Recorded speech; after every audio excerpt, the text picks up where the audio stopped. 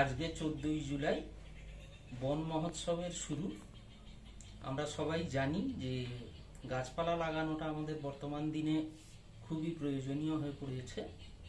এই বিষয়ে অবলা আমাদের রাজীব বাবু, তিনি উৎসাহী মানুষ, আমিও তার সাথে একমত যে বর্তমানের এই বিশ্ব উষ্ণায়নের দিনে গাছপালা লাগানোটা খুবই জরুরি।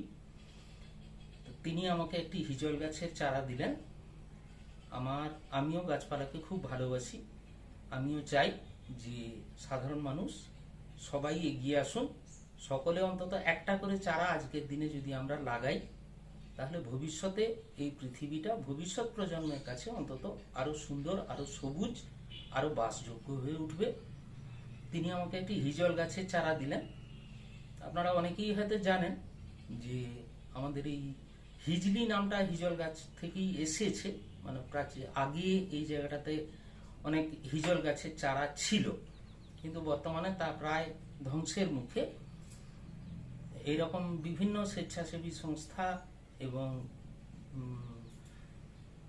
বন বিভাগের সাহায্যে আমরা আবার চেষ্টা করছি গাছটা নতুন করে আবার এই হিজল গাছের একটা অংশ গড়ে তোলার জন্য।